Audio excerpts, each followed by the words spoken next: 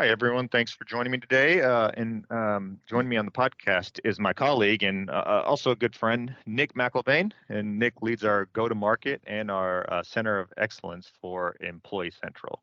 And Nick, I know you've been directly involved in basically Employee Central from the launch, right, to now where we have thousands of customers. So thanks for joining me and looking forward to get some of your insights. Yeah, my pleasure. I'm happy to be here. Yeah, so the reason you're here is you wrote a blog recently, and it caught my attention when you sent it. And the blog was around Employee Central is the heart of talent, right? And so when I read it, you did a really nice job explaining how a success factors talent customer would get benefit from leveraging Employee Central as their core HR, right? And there were really three categories of benefits that you went into. The first one being integration, the second one being user experience, and the third one being new capabilities. So I saw that, was very interested in it, and I wanted to talk through these because it's something that I don't think people often realize. But then I also want to extend this conversation to my own point of view and talk about the value you can get with time management and payroll when you're using our core HR2. So let's start talking through this, and let's start with the first one, integration. Tell me about your conversation with customers and the value that they're getting, or at least the ones that are using both Employee Central and some of our talent modules. Sure, can do. Yeah, there's a lot we'll talk about today, but let's start with the integration bit. Yeah, so talent management solutions in general are inextricably tied to core HR. Talent management solutions, they require employee data and organizational data. So there's got to be a feed from core HR to the talent apps, and in a lot of the talent solutions, they're going to send data back to core HR as well. So there is a return trip of data. And if a customer uses core HR from one vendor and talent solutions from another vendor, well, they're now in the custom integration business. And depending on the footprint of solutions, there could be many integrations, and some bi-directional and some quite complex. So the advantage so Employee Central can benefit our talent management customers in a lot of ways. And one of them is around the integration. And Employee Central is tightly integrated with our talent suite. In some cases, leveraging shared architecture. Right. So a good example would be recruiting and onboarding, those two products. So without Employee Central, these recruiting and onboarding integrations to core HR, they can get really tricky. Now, SuccessFactors recruiting and onboarding, they share the same foundation objects with Employee Central, and there's a lot of value there. So if you create a new job classification or a new legal entity or a new position in Employee Central, they're immediately available in our recruiting and onboarding solutions as well, because they leverage the same shared architecture. There's a lot of benefits there. And if the SuccessFactors recruiting and onboarding customer, if they're using a third-party HRIS, well, they're going to have to ensure that all the updates to the organizational data are updated on a frequent basis. And that's going to be a custom integration, and that responsibility, that's going to fall back on the customer. Yeah, that's definitely true. And, especially when you mentioned recruiting and how you have those objects, right, like position, right, to be able to do that directly from the position org chart and create a requisition. I'm sure you'll get into some of that, but that makes it a lot easier, right? And it makes a lot of sense. And you certainly want a vendor who's familiar with and works together on both sides of these things. And it extends to more than that. It extends to, doing testing for you, making sure those data models are aligned and APIs that actually work together, right? And that makes a pretty substantial difference on the total cost of ownership, because if you do have to do that, and it increases your costs quite a bit, the more you have to maintain those custom integrations with different platforms, different technology. And as you rightfully pointed out, that means you are in the integration business, and whether you like it or not. So ideally, it is something you want your vendor to maintain as much as possible, because, like I said before, they understand both sides of it. They will own it, maintain it. Another underestimated one is the ability to extend it, right? To have a standard framework for if you want to do something outside of the norm. And then we'll talk about this a little bit later, but there's less upgrade risk to you too, as you go and continue to enhance your processes and get new innovation. And so, from my side, when I look at the value of core HR to time tracking and payroll, the integration is huge, right? So employees, them entering their time data, especially your deskless workers, we talked about that, but like people who are entering data into the time system in order to get paid. That is the most common activity there is, right? People have to do that daily, and it directly impacts their pay, right? And so it's something that you want to have tightly integrated, and I'll talk more about that.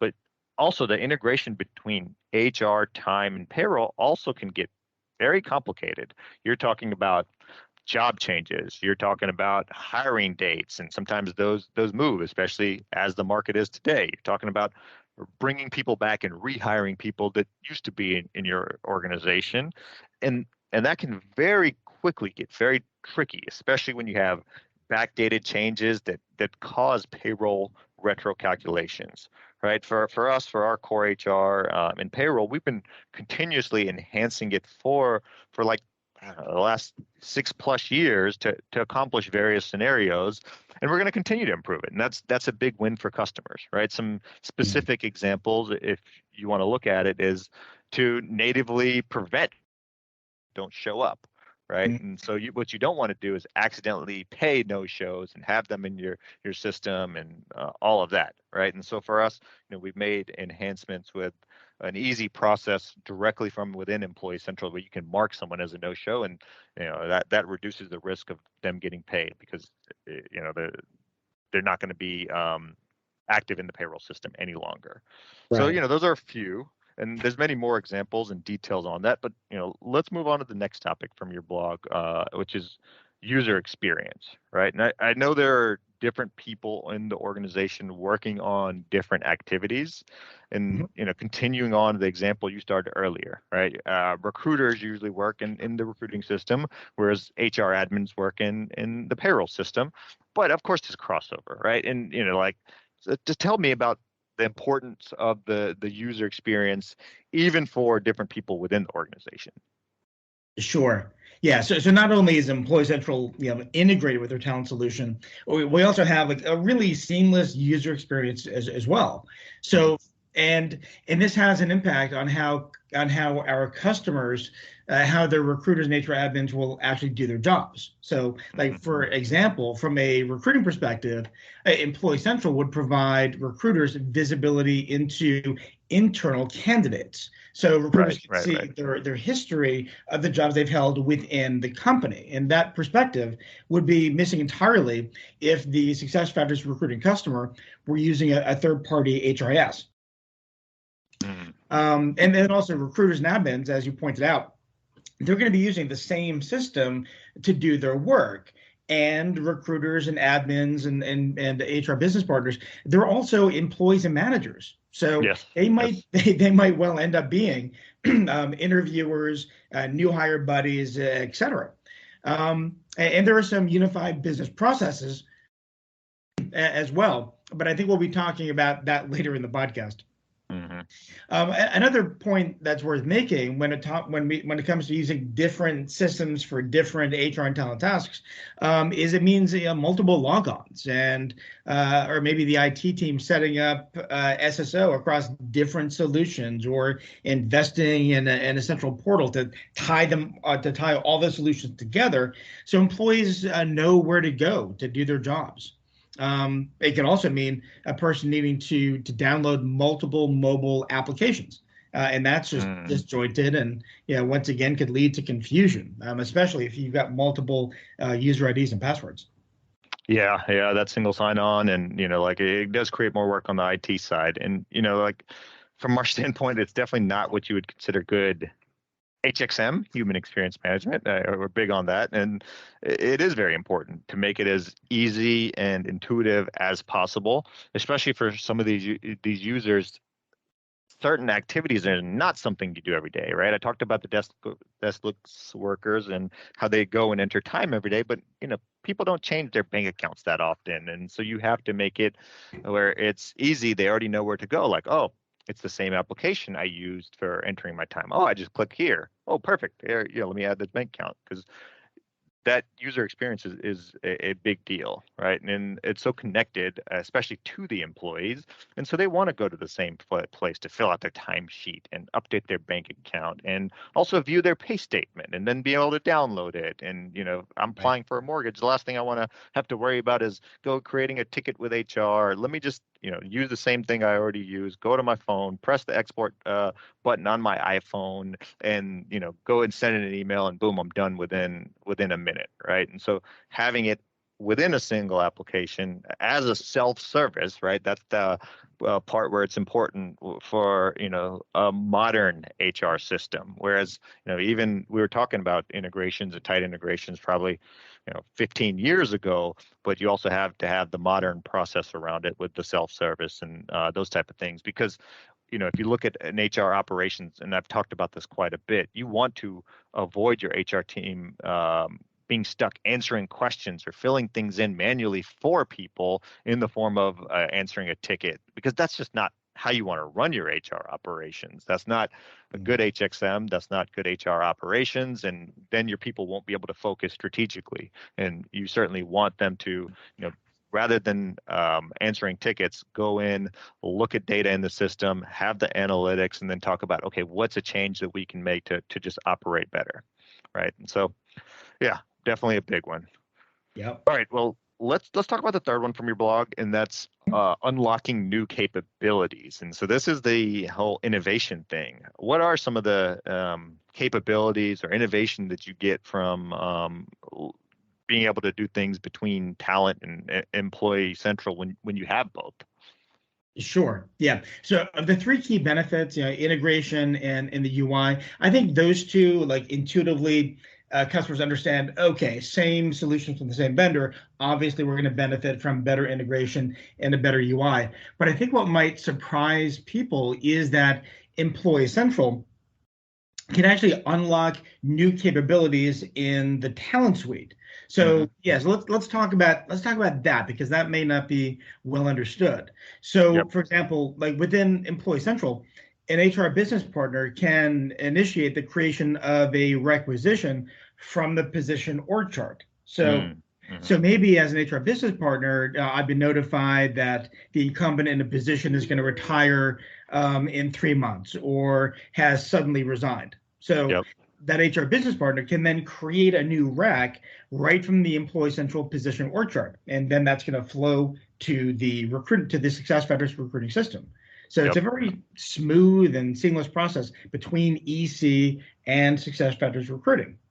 And then, like after the recruiting process is done, and the applicants accepted the offer, then all of the applicant data and the Mm-hmm. requisition data, it's going to flow from SuccessFactors recruiting into Employee Central, and then in EC, it's going to show up in the Manage Pending Hires dashboard.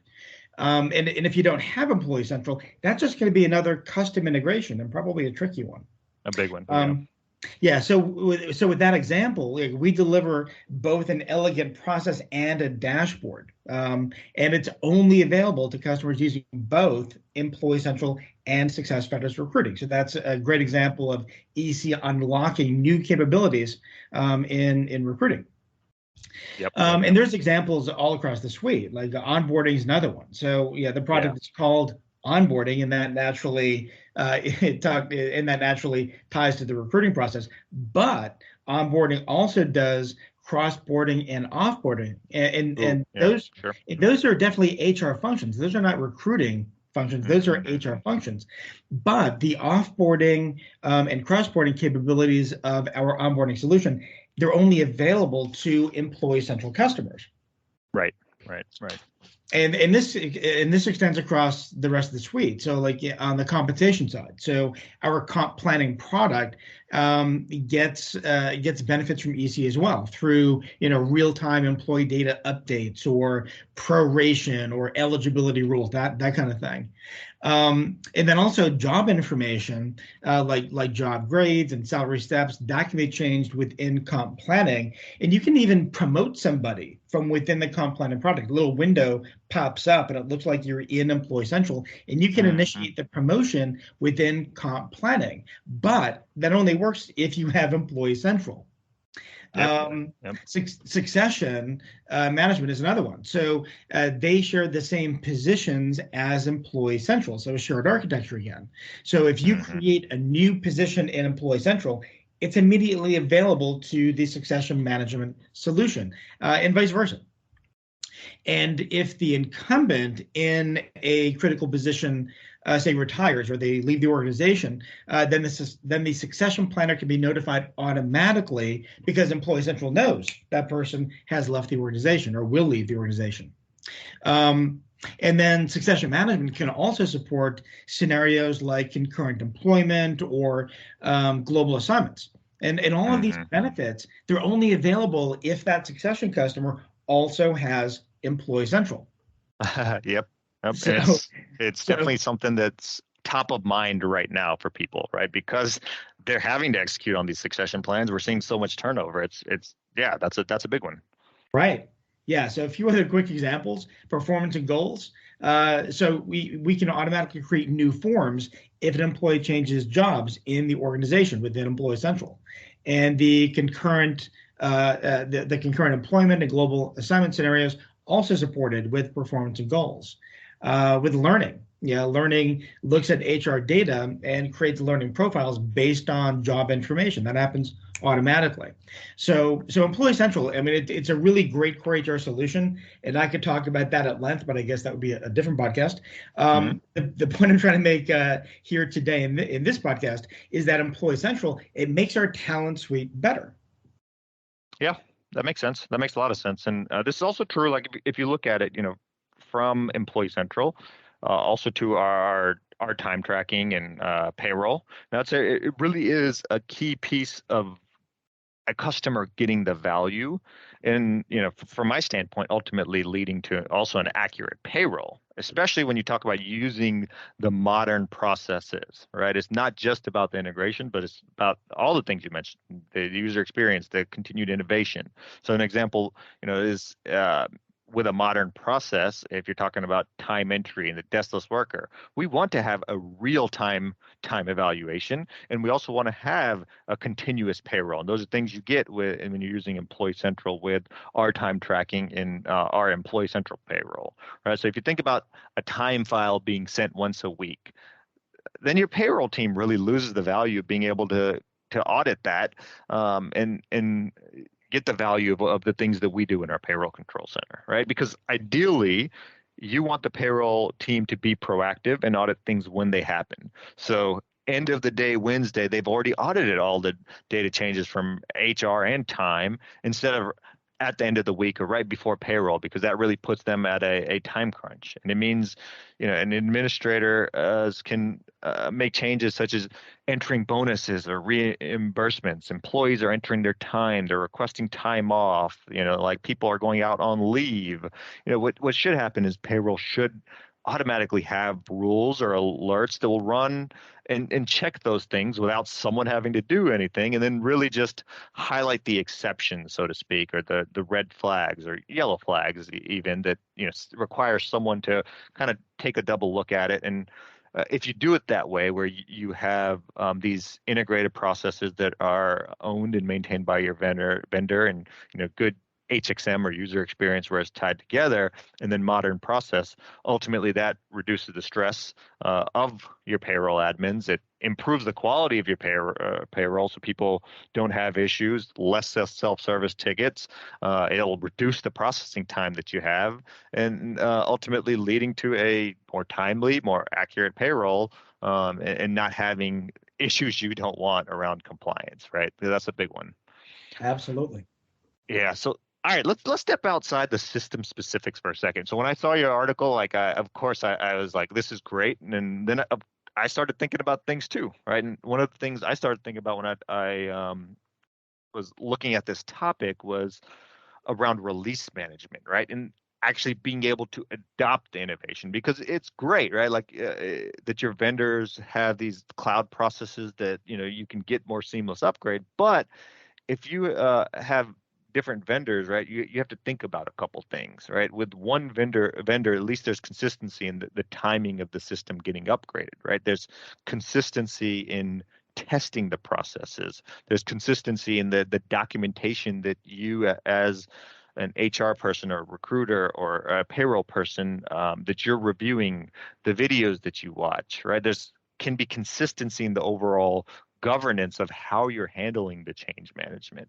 I talked to a customer last week, and if you have three different vendors for three different products, I guarantee that their release cycles are not going to match up, right? The place you have to go to view the release notes isn't the same. And now your recruiting team might be getting an update in March, but the HR team is getting an update in April. And so now it's coming from two different vendors. You also have to make sure, right, because you're in the integration business, as you pointed out, you have to make sure that the integration that you now own and maintain, that it's not going to be impacted, right? Or if it is, then you're on your own to figure it out, because a lot of times those vendors may not work together, right? If they're completely separate, they don't have a partnership or things like that.